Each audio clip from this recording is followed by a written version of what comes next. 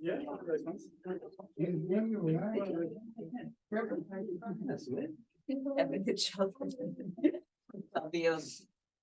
So engaging different parts of the brain.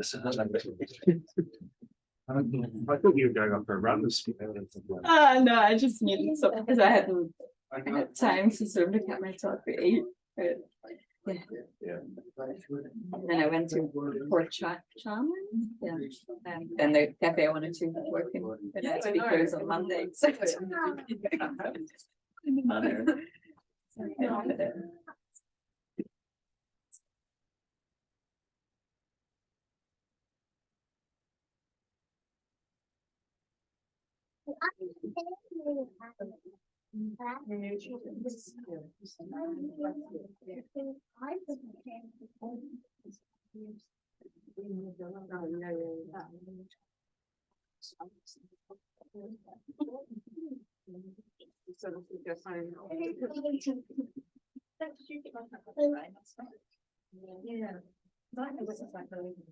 I'll see if it's so I must have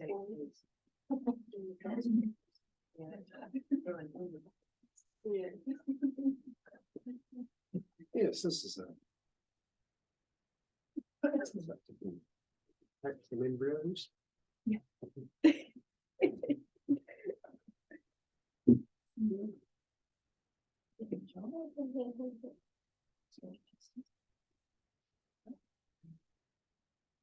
I do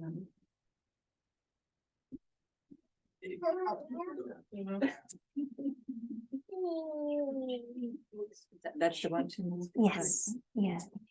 And this is the keyboard. Yeah, Great. but normally I don't use that. Or No, I don't think so. Yeah. would be great.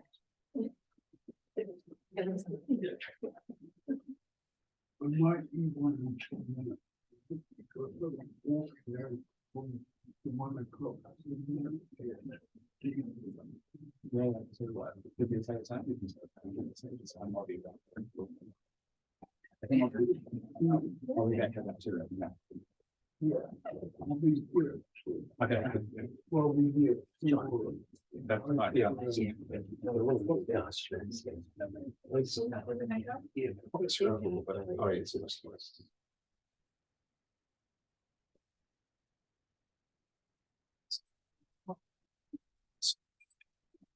Yeah.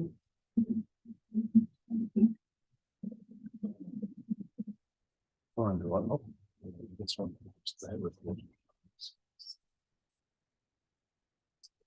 Break it.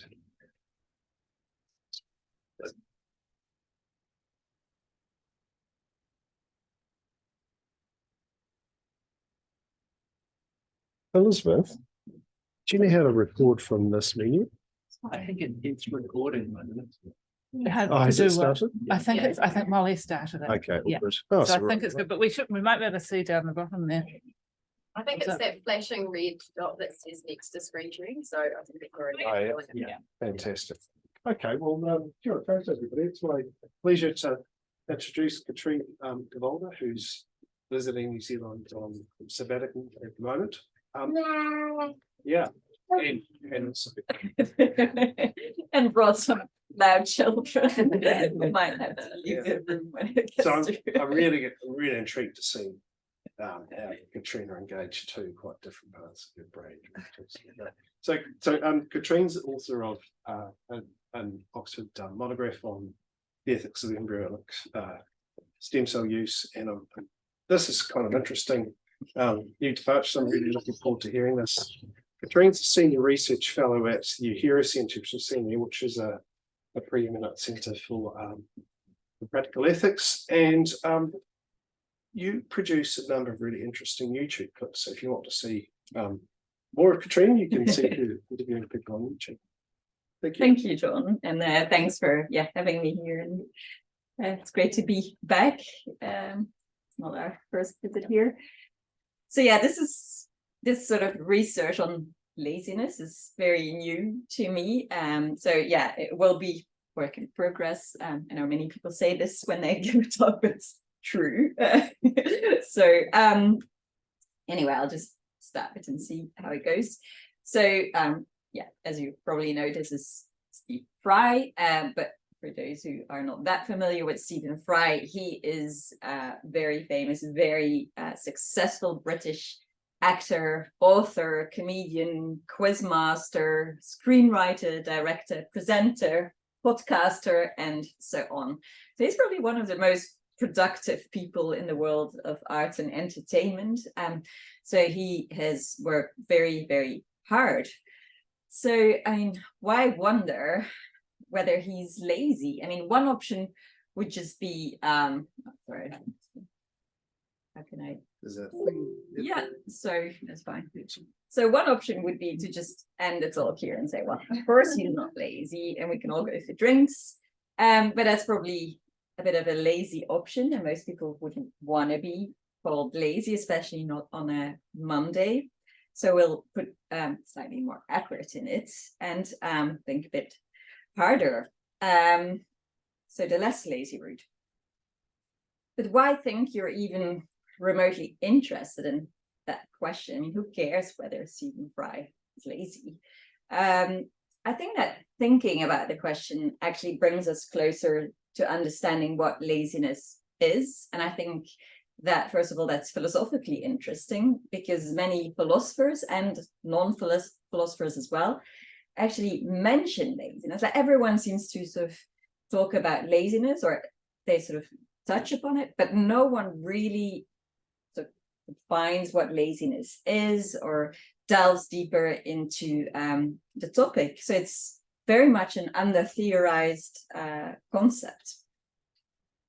But I also think it's morally important to think more about laziness, because I think that the way we often that we think about laziness and sort of act on the basis of how we think about laziness is frequently harmful. I'm just first going to say a little bit about that and then proceed with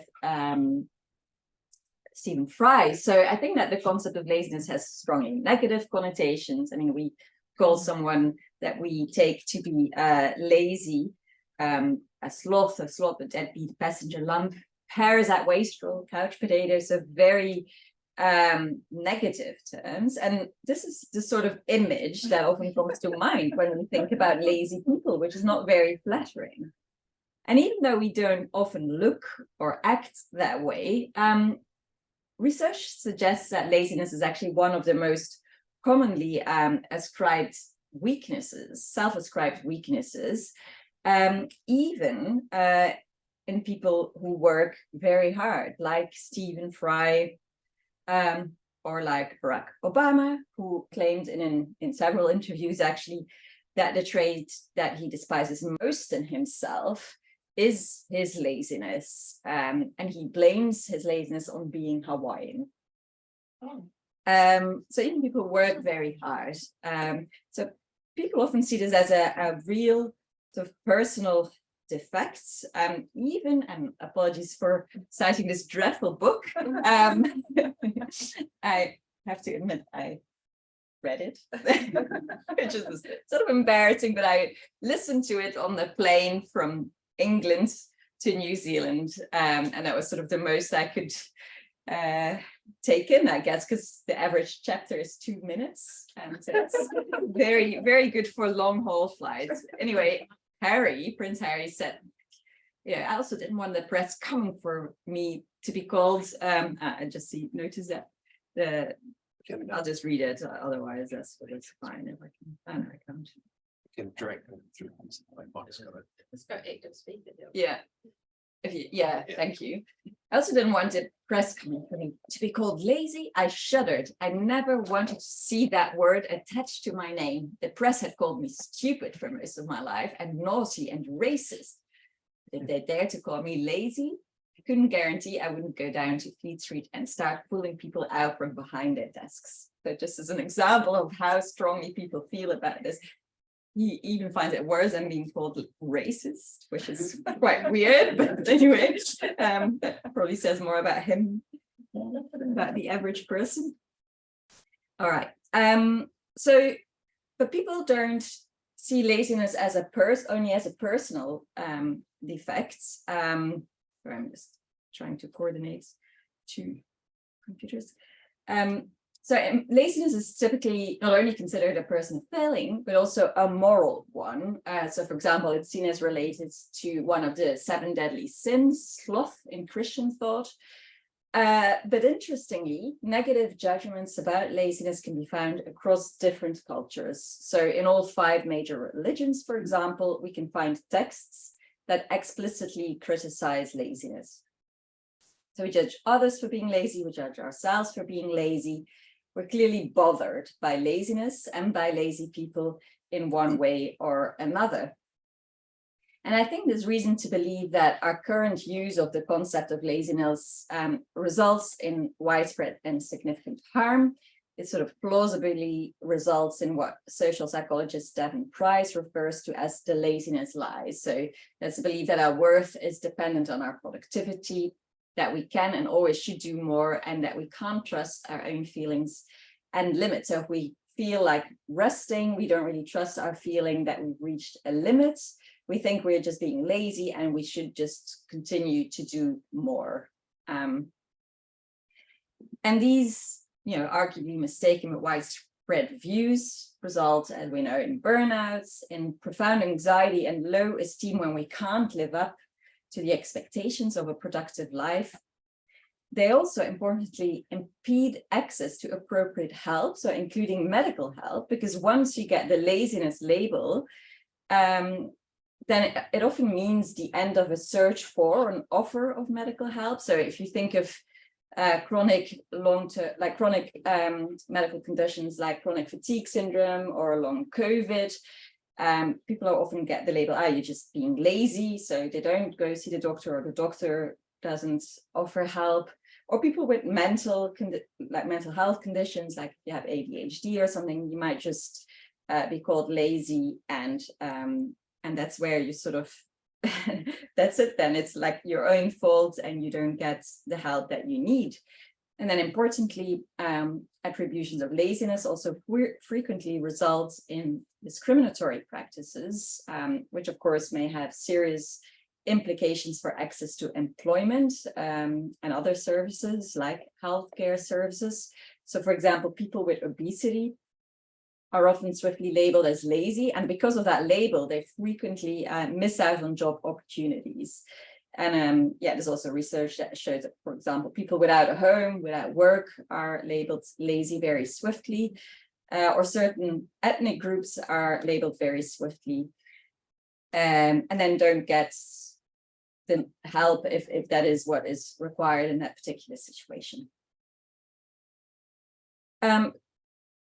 So judging someone or yourself as lazy can have serious consequences. So I think it'd be good to develop a more constructive approach to laziness if we can. And I have this new project as sort of part of doing that. And I would like to begin to develop an account of laziness that actually doesn't decrease people's well-being, health, but hopefully, maybe ideally, increases it.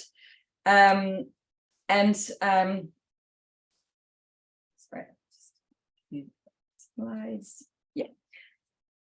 And I think that such an account of laziness would actually be much narrower than that implied by everyday usage of the concept. So that's that many people who are frequently to be taken to be lazy now would actually not qualify as such on that account. So the idea would, like you can imagine, like some sort of laziness umbrella, and now we sort of fit too many different things under it. Part of my project is to try to determine which things we can sort of remove from under that umbrella. I think that's sort of a beginning of how we can think in a more constructive way about laziness. And of course, if we can sort of remove some things from under that umbrella, that would imply that even if laziness exists, even if it's a moral failure, which is of course contested, many of our behaviors and attitudes that are labeled as lazy by ourselves or others are not in fact lazy. And so our feelings of disapproval or worthlessness or guilt or stress and so on that typically are associated with laziness are just misplaced. Okay, so to develop such an account, we need to dig deeper into the concept of laziness. And one way to do that is to think, well, can we maybe make a list of necessary and sufficient conditions of laziness, or if that's not possible, can we try to identify core features of laziness? And that's sort of part of my project and part of what I want to do today. So I wanted to start thinking about underachievements, because it seems to be a concept that returns over and over again when laziness is mentioned. Many people seem to think that underachievement is in some way related, maybe necessary for laziness. So I want to think about, like, is underachievement actually a necessary condition of laziness, or is it maybe a core characteristic, or maybe it's not even that? But if it is, what sort of underachievement would be, a core characteristic of laziness? And that's where Stephen Fry comes in.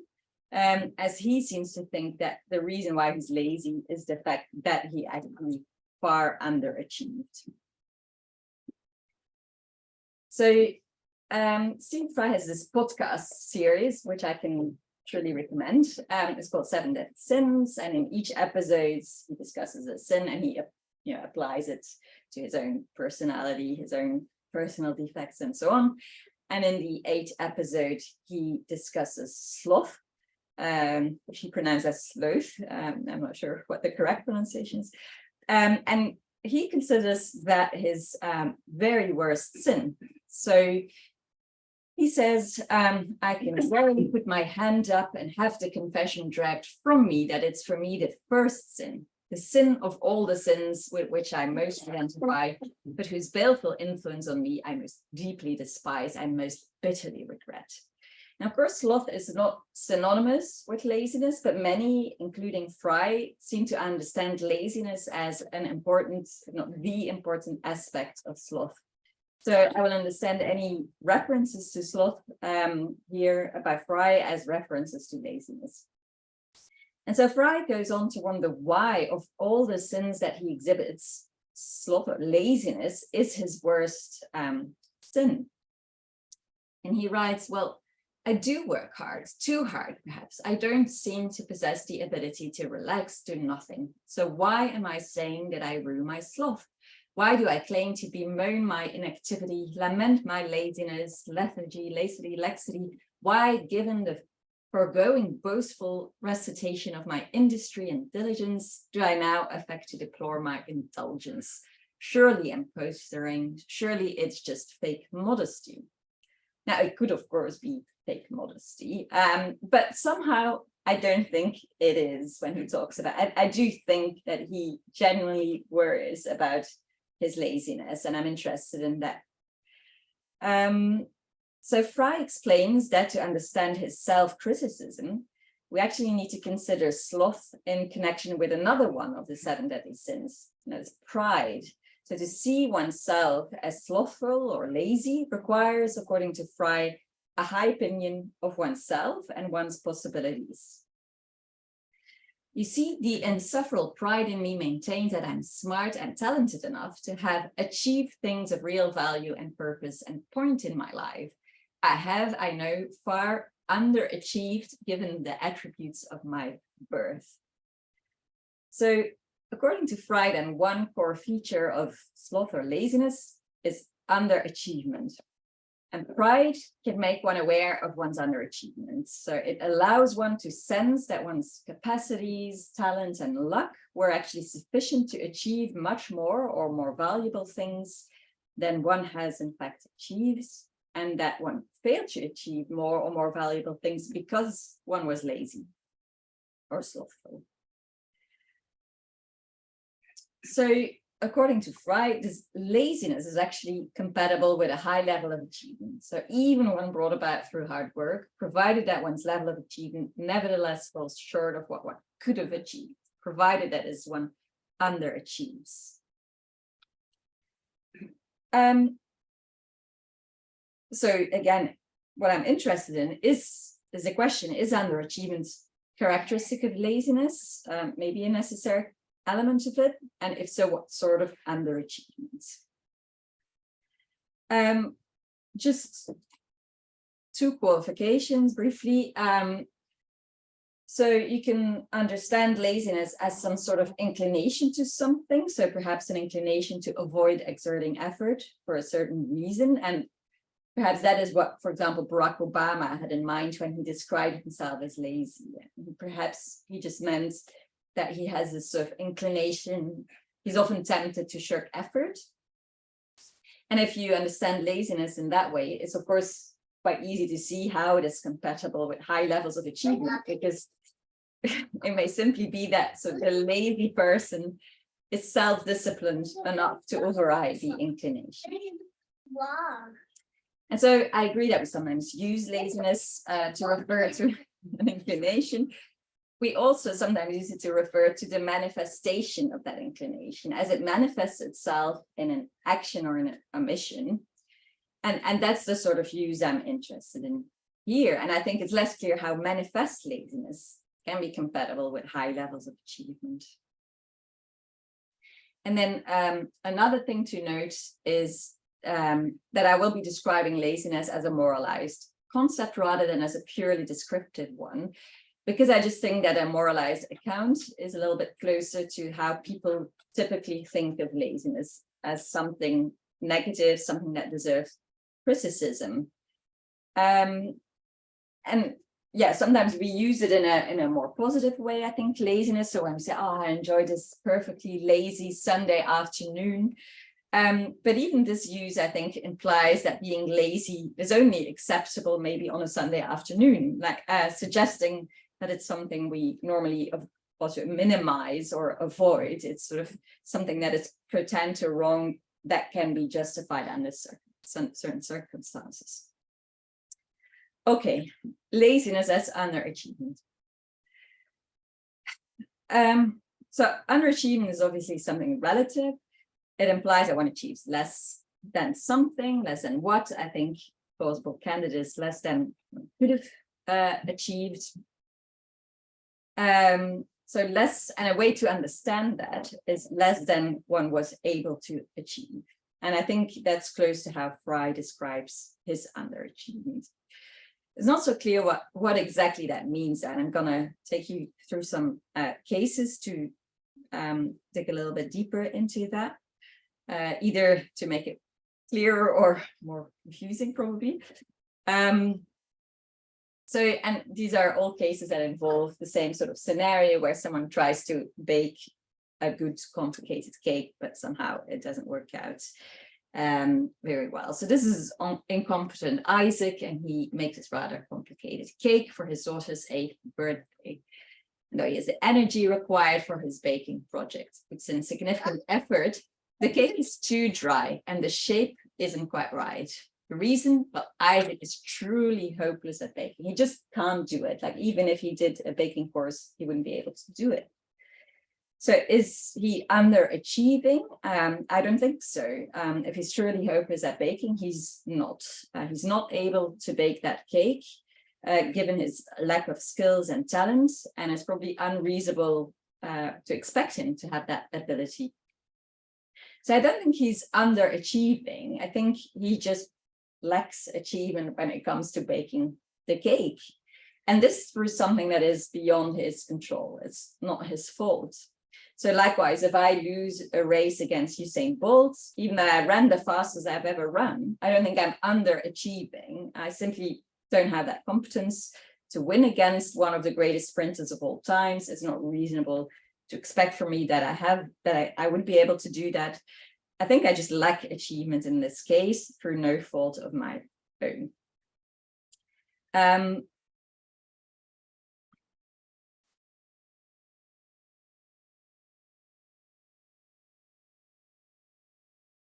And so I don't think that was a case of laziness. And then we have exhausted Eddie. So similar scenario, wants to make a cake. He has the relevant competence, and he puts significant effort in the baking project. But again, the cake's too dry, shape isn't quite right. The reason Eddie suffers from chronic fatigue syndrome, hence lacks the energy to bake a complicated cake. So again, that exhausted Eddie underachieve. Was he able to bake a good, rather complicated cake? Well, since chronic fatigue syndrome is a serious debilitating health condition for which there is no treatment at the moment? I think the answer is no. So he didn't underachieve, but like incompetent Isaac, he just lacks achievement when it comes to baking that cake. And it seems to me that when lack of achievement is attributable to sort of faultless lack of competence or faultless lack of effort, underachievement is simply not present. It's just merely lack of achievement. And I don't think lack of achievement without underachievement is characteristic of laziness. So I think these cases, we can already sort of say that, okay, that's not going to be anything close to what is characteristic of laziness. And I think that's consistent with common sense descriptions of laziness. For example, according to Wikipedia, laziness is the disinclination to activity or exertion, despite having the ability to act or to exert oneself. So you have to have that ability. Like I suggested before, when we're sort of saying someone is lazy, we're usually criticizing them for something that is within their control. And I think ideally we should capture that sort of judgment when trying to determine what sort of underachievement is, if any, is characteristic of laziness. And the fact that when we're talking about laziness, we think that the action or inaction should be within the person's control, I think also explains why this case is not a case of laziness, even though it's clearly, or even though it is arguably a case of underachievement. So this is unlucky Una. She's also trying to make that cake. She has the competence. She puts in the required effort. That doesn't work out. Cake's too dry. The shape isn't quite right. She was delayed in pulling the cake out of the oven as an aggressive hornet flew through the kitchen window, and she wanted to immediately get it out of the house. So she was a little bit too late. It failed. So she underachieved in some sense, I think, because I think she was able to bake that cake, but it was just something in the circumstances. So she was just unlucky, and that's why it failed. But I think that underachievement that is due mostly or wholly due, that is due to bad luck, that also is not characteristic of laziness. Yeah, this is just intuitively the case. I think I don't have like any arguments for it. So what sort of underachievement is characteristic of laziness then? So in the previous cases, we assumed that incompetent Isaac, exhausted Eddie, and unlucky Una all put significant effort into their baking projects. So they did what they could. And that's why I think we intuitively felt that they were either not underachieving or they were underachieving due to bad luck, and they were not lazy. So let's consider a baking project that fails primarily due to lack of effort, where that lack of effort is not due to bad luck. Yeah, so that's the case of Daisy. Again, she tries to make a cake. She has the competence, she has the ability to exert the effort, but she puts in little effort. She just quickly skims the recipe, only roughly measures the ingredient, and as a result, the cake's too dry and the shape isn't quite right. So I think Daisy underachieved because she has the ability, or can reasonably assume that she has the ability to bake a better cake. But is Daisy lazy? Well, I think she might, but needn't be. And whether she is will depend on the reason why she put little effort in the baking projects. So consider disappointed Daisy. So suppose that Daisy put little effort in because she was feeling disappointed with her daughter about something that she'd said a few days ago. So she wanted to express her disappointment by putting less effort in the baking project than she could and normally would. So just annoyed, like I'm not gonna do my best. Now, is disappointed Daisy lazy? So I'm, in all honesty, I'm like struggling with. I don't think she is, but again, I don't have like I don't have a satisfying explanation for it, but just want to refer to an example. So an image that often comes to mind when asked to sort of visualize laziness is that of a teenager slouching on the sofa, maybe eating ice cream, looking at the phone, sort of a paradigmatic case of laziness. But suppose that teenager is slouching only to rebel against her against her parents, parents who maybe have too high expectations of her. And if it were not for her parents, if it were not for her parents' demandingness, she actually would be more active. So it's like really slouching as an act of rebellion.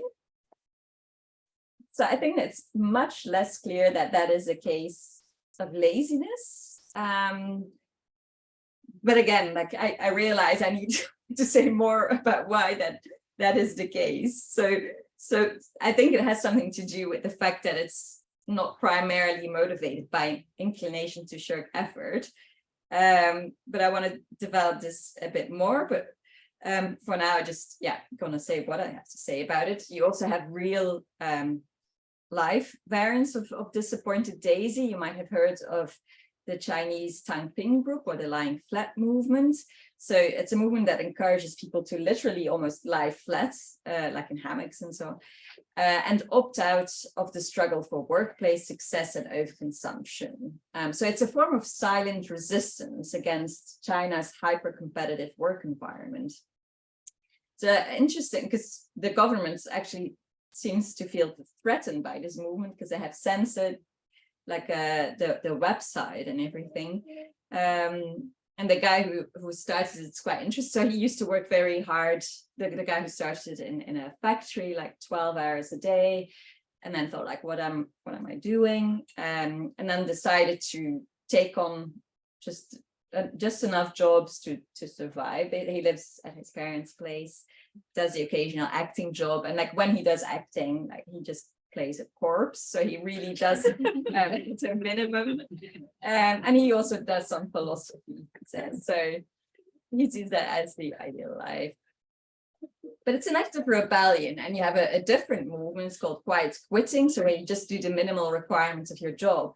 So these are sort of, it's the lack of effort is sort of instrumental. It's an act of rebellion against something. And I need to develop an argument for this, but I don't think that's sort of typical or characteristic of laziness, like proper laziness. Anyway, I realize that I need to say more about this.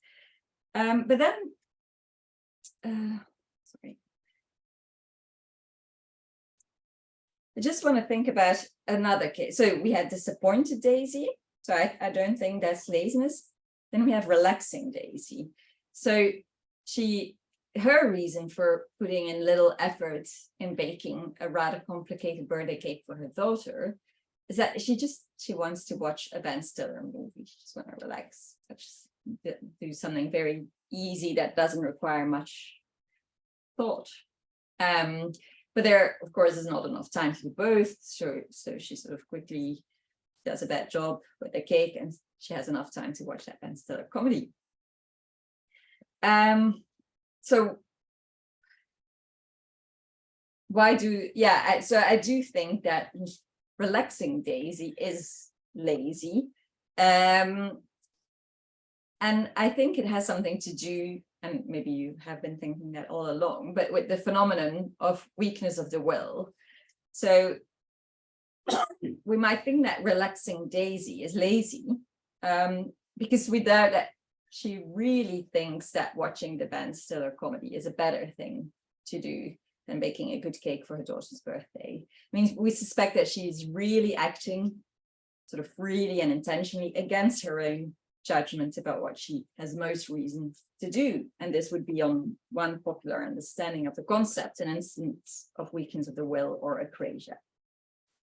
So perhaps one kind of underachievement characteristic of laziness then is sort of weak-willed underachievement. But that's not to say that all weak-willed underachievement is characteristic of laziness, because we have busy Lizzie. So she also tries to make that cake. She has the effort, she can exert the effort, she has the competence. She puts little effort in it. And the reason, just when she's about to start baking, she decides to repot all the house plants, which leaves her with, too little time to do a proper baking job. So busy Lizzie is underachieving. I mean, she has the ability to bake a better cake, but she underachieves. She underachieved because she procrastinated by repotting the plants, a task that she could easily have done another time. And that's, I think, an instance of weakness of the will. But most wouldn't think that busy Lizzie was lazy, just procrastination. Although I think, this is contested and it's not all that clear, I think. But most people would think she's not lazy. So perhaps we need to further specify the sort of weak-willed underachievement that is perhaps characteristic of laziness. So maybe weak-willed underachievement that involves opting for something that requires less effort than the thing you were planning to do. And watching a Ben Stiller comedy, I think, falls under this category, whereas arguably repotting houseplants does not. Now, is Stephen Fry's alleged laziness due to weak-willed underachievements? Is he like busy Lizzie, for example? Well, I think it would be strange to describe his long and successful career as a form of procrastination, as something he did to postpone doing what he knew he was supposed to do, or what he thought he was supposed to do, namely, doing more something morally better with his life. So I don't think he's like busy Lizzie. Was he weak-willed? And he chose the sort of least effortful, or the less effortful path in a way. So suppose that from the start, like at the beginning of his career, he had this goal to have a, morally laudable career. And then he sort of deliberately chose the other path, the path of arts and entertainment, because it requires less effort. That could possibly be described as a case of weakness of the will and weak-willed underachievement that sort of involves choosing for the less effortful route. But I think that his laziness, if he is lazy, can be better explained in a different way. So if we return to relaxing Daisy for a second, so she's the one who put in little effort in the baking project because she wanted to watch the Ben Stiller comedy. So we assume that that was a case of weakness of the will because she made that plan to bake the cake and then she gave in to her desire to watch the Ben Stiller movie. But suppose that Daisy hadn't decided yet what she wanted to do. She's wondering whether to bake a good cake for her daughter or watch a Ben Stiller comedy. After some deliberation, she decides that she has most reason to watch the comedy because baking the good cake would take a lot of effort, energy, and even with that effort, it's quite likely she would fail. So she decides not worth the effort.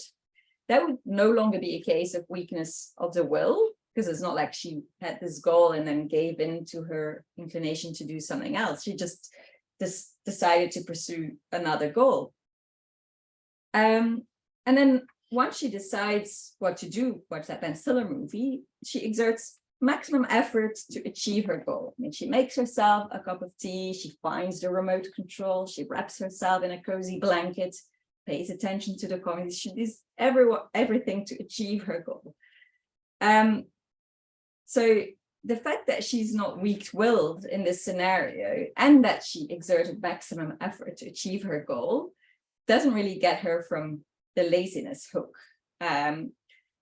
But does she even underachieve? And I think yes, in some sense. So even though she did what was required to achieve her goal of watching the Ben Stiller comedy, and she was able to set herself a more ambitious goal in this context. She arguably had most reason to pursue a different goal.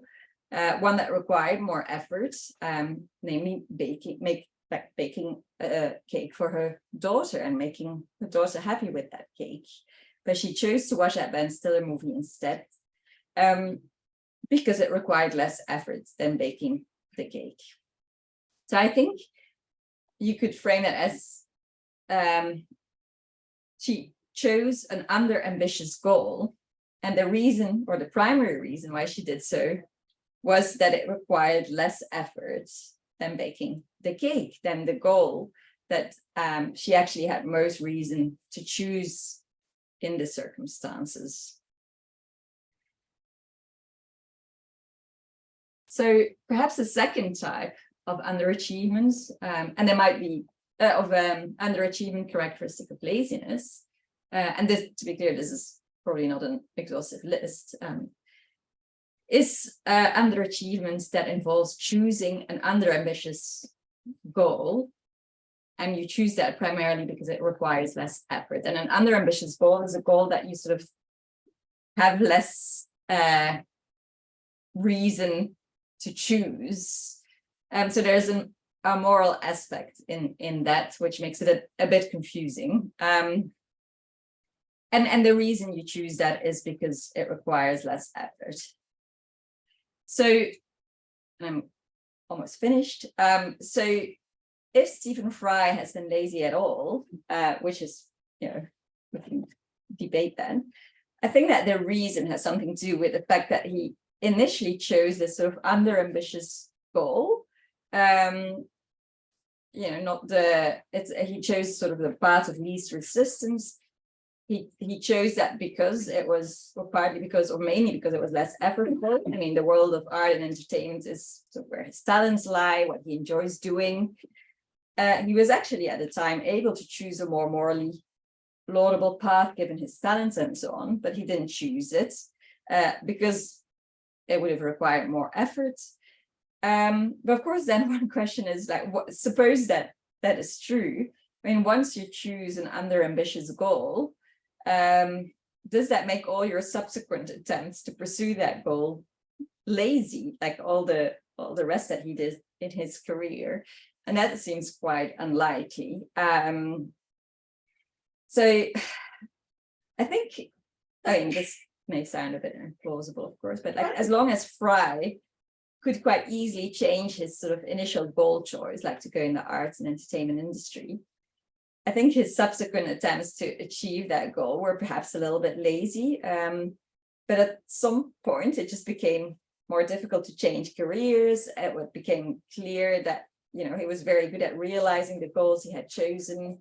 It became less clear that he'd realized more value on a different career path. So I think that path became no longer under-ambitious. So sort of the further he went down one path, the more the balance of reason supports continuing on that path, and the less clear it becomes that it's lazy for him to continue on that path. So I think that Stephen Fry shouldn't be too concerned. I mean, maybe he was a little bit lazy when, he made his initial career choice. But now, that he took that path, he excels at what he's doing. What he's doing has great value. I don't think he's lazy anymore. I'll just stop here. Thank you. Thanks very much, Katrien. It's fantastic.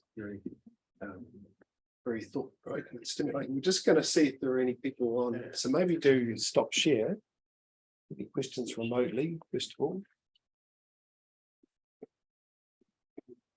Okay, we can come back. Any questions in the room, Grant? This is very interesting to me because it highly relates to a master's thesis I did in operant conditioning. I was advised against my methodology by the research advisors. What I chose to do was an schedule which trained the rats to a high frequency behavior and then changed the conditions slightly so that when they did what they'd learned to do at a high frequency, they intermittently got punished. Not only that, but I lesioned a part of their brain, which I thought pre-research might actually interfere with their conception, with their ability to correctly discern contingencies. Not unsurprisingly, I had to write up a very incomplete experiment because a number of the rats developed gastrointestinal problems due to peptic ulceration associated with anxiety. So, relating that to your talk, I wonder if the combination between uncertainty of contingencies and another well-known phenomenon called displacement behavior is a very potent source of underachievement. That we face uncertain contingencies, therefore we evade, and then we displace onto something that we have found rewarding in the past. Yeah, no, I think that is interesting. And I think there are probably, various explanations for why we underachieve. And that many people sort of think, oh, that's probably just laziness, but it's actually something else, like the phenomenon that you describe, or anxiety. And I think in that case, it's just not laziness. So that would be one way to, like when I showed the umbrella, and to try to remove types of things that we normally think of as laziness, and to look deeper into sort of the causes of certain behavior. That would help to sort of narrow down the concept, I think. And also garner some scientific evidence Yes. for the resulting conception. Yes. So Andrew Moore and then Scott.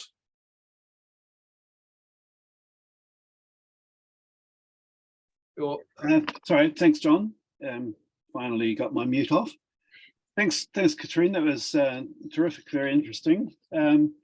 Just want to try a line of thought on you, which the first bit of which I think lines up with what you're thinking, and then I just want to offer a reflection on Stephen Fry and see if that connects in a certain way.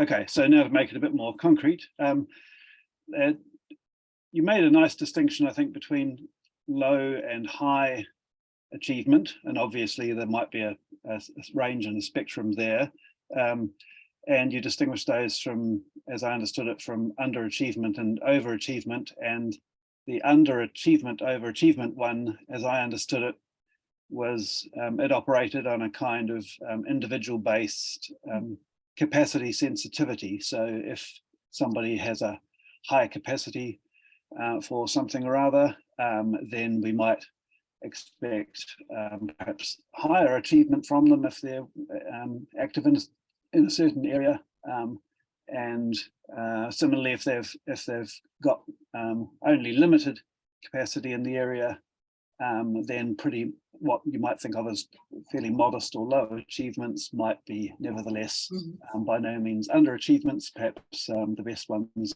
that they can come up with. So I suppose one question for you is that roughly how you were thinking of it? And but the further thing I'd just add is, seems to me one feature of Stephen Fry, as far as I know his history, is that he's had trouble episodically with quite debilitating mental illness, and some features of those conditions can be that they're not always easy to predict onset, not always easy to predict duration, not all that easy to control those things either beyond certain points, and of course depending on the sources of the illness and so on. And so you might think, well, if you also didn't want to be an unreliable person and a person who disappointed expectation, failed to deliver on commitments and so forth. You might also go for career paths and rhythms of life that might be more flexible, might enable you not to do things for certain periods and so forth. And it may be that we could think of Stephen Fry as being pretty self-aware about some of the challenges in life that he has, and looking to shape his talents in directions that might best fit with some of that. Thanks, Andrew. Yeah, well, I think that's really interesting, but it makes me just wonder, because yes, he's self-aware, but maybe, yeah, maybe given his, mental health condition and so on, maybe he wasn't so able as he thinks he is to choose a different career path, right? So, and if ability matters for what we consider to be underachievement or not, then maybe, then maybe he's just mistaken in what he thinks he actually was able to do, and then it wouldn't be so much an underachievement, but maybe a lack of achievement, and that would sort of free him more of the label of lazy. It gives us less reason to think he was actually lazy. So that would be an interesting way to think. Is that sort of that is the line of thought I had. That is so he might as you say, and I wasn't explicit about this, but I did mean it, that he's perhaps an over harsh judge, and in this, if you think about, if you really give due regard for that capacity sensitivity and the significance, then that might be a way to sort of release him from his concerns about laziness. There's more like a factual error almost from a judgmental error maybe from his part then. I mean, often once a harsh self-judge, always a harsh self-judge. So I wouldn't have much hope for reform in that area, but Thanks, Andrew. Scott. Good afternoon. Can people hear me? Yes. Yep. Yeah, thank you. Thank you so much for your presentation, Katrien. I'm just going to add one or two points about Stephen Fry specifically before asking a question. Moving on, adding to Andrew's comment about his mental health, he's been very open about that in the past, and one of the big things I remember, one of his comments from 2014 when he said his self-esteem was at absolute zero. So there could be, and leading on to your comment about the that factual error, that judgment of error, low self-esteem, high harsh self-directed criticism would potentially kind of lead into that sort of almost cognitive dissonance around the value of one's own work. I would also add into that would be his sexuality, and he struggled with not only bipolar disorder but depression. But there is some relatively modern research that specifically looks at gay men in middle age or later, where if they don't have firm social connections and don't sort of feel as if they're contributing in a worthwhile fashion to nearest and dearest of people that they're directly connected to, that there is a higher chance of more severe depression in those men. So I sort of see that as two confounding factors with your example, but just sort of jumping back to laziness in itself, have you considered taking an evolutionary lens to this, and how it connects to kind of reciprocity? And all of the conceptions that you kind of touched upon were very much around this idea of underachievement, that there's also this underlying theme of social expectation in the mix. And two of your examples that really stood out, firstly, that Sunday, that day of rest, that day after the long week, that we can indulge in a little bit of laziness because we've contributed to each other during the week, but also disappointed Daisy, that less effort that she puts in, because reciprocal to her daughter's interactions. We didn't quite sort of see that as laziness there.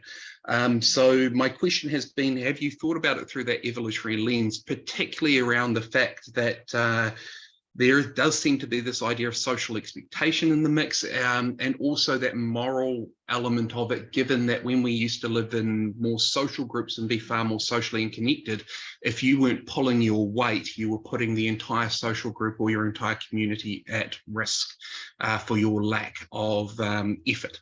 Yeah. Does that make any sense? It does make sense. And I mean, so I've just started this project, but like one part of it is to look at sort of a little bit like history of laziness, and one part, I could go as far as like evolutionary origins, but also just historically how it, our ideas around laziness grew. So I do think it is interesting to look at that, because it might help us explain why we think the way we think about laziness, and why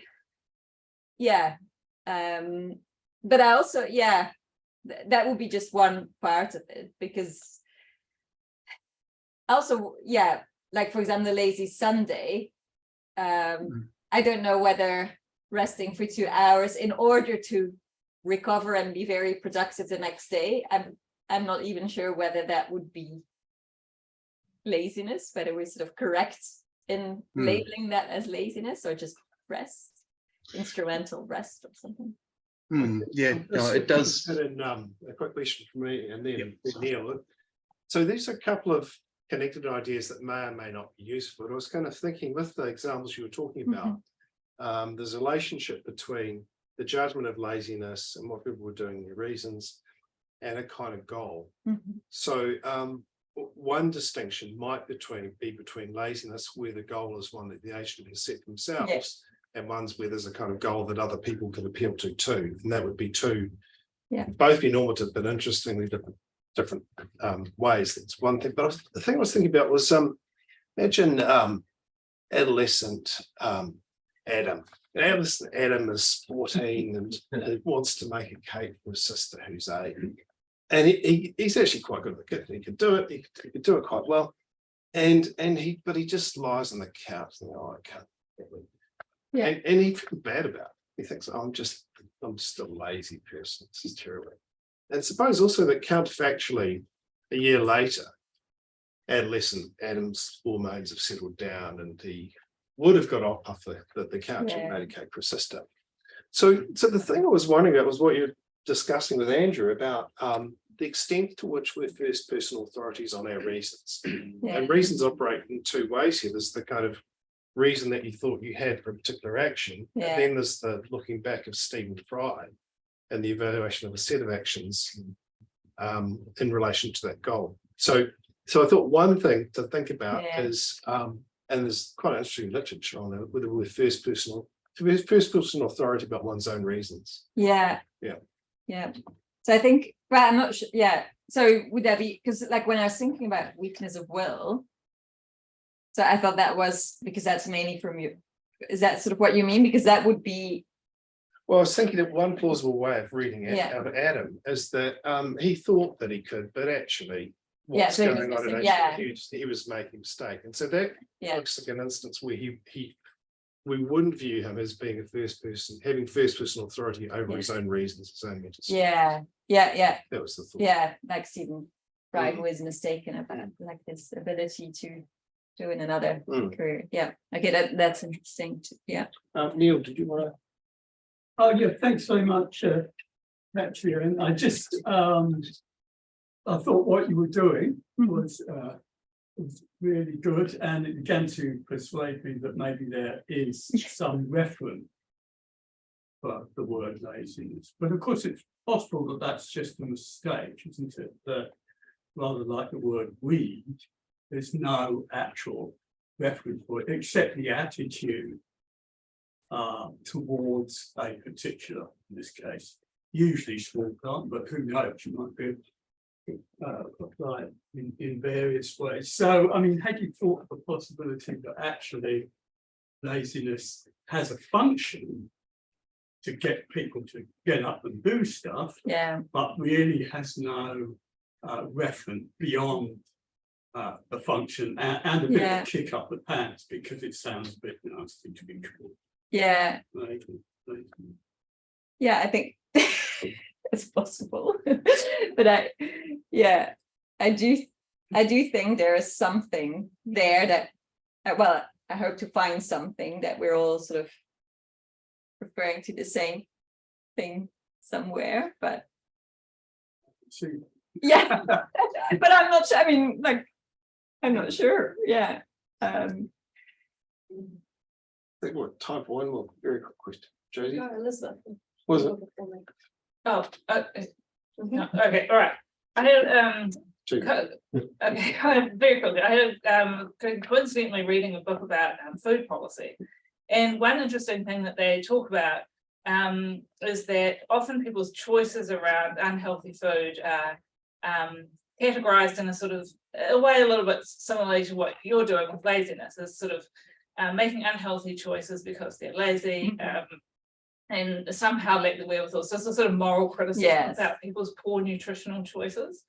And what they're trying to do is unpack that and look at the complexity of those decisions and argue that actually they involve many different trade-offs that people are making, and they're not necessarily, once you look at that, they're not morally up for moral criticism. So one thing I wondered about whether what you're thinking about as underachievement is actually a little bit more like a series of value trade-offs that people are making. Yeah. So the relaxing person is trying to is making a value trade-off between making the cake for your daughter and de-stressing or taking advantage of some alone time or something like that. When you dig beneath the surface, it's actually some kind of thoughtful trade-off of values rather than just pure and simple underachievement. Yeah, no, I think that's true. But I also think that we tend to think of some choices maybe as involving some laziness, and then it's I think you can then further unpack that, because I think like what the lying flat movement is doing as well, they're sort of also making a choice. They just have different values or a different thought about what is a valuable thing to do in your life, and some people call it lazy, and they're like, well, no, this is not lazy, we just don't want to like go along with the crazy, pace of society. And I think that's sort of similar, and it's important, I think, to unpack that and what people are actually driven by when they make these decisions. So Josie, you got a very quick question? I just wanted to commend to you this article I just read by Leslie Jameson about imposter phenomenon or imposter syndrome, and both like the rationale for that idea, which is quite connected, I think, and then also critiques of it, which is structural. So, and then just sort of like made me think that like it's one thing to call yourself lazy and a very different thing to have someone call you lazy. And so there's a kind of privilege in calling yourself lazy, like Barack Obama does in that quote, versus like someone of us saying Barack Obama is lazy. And so there's kind of anyway, but I think that article would be quite good. It's just a recent article. Would be quite fun to read probably. So we need to finish up. Andrew Moore has posted something very interesting in chat that you might like to have a look at and perhaps correspond with. Oh yes, so on Wednesday, it's a philosophy seminar at 11 o'clock over in Burnsford. He's talking about the scope of the right against mental appearance. Maybe we should let Katrien on. Thanks for the questions. So I have to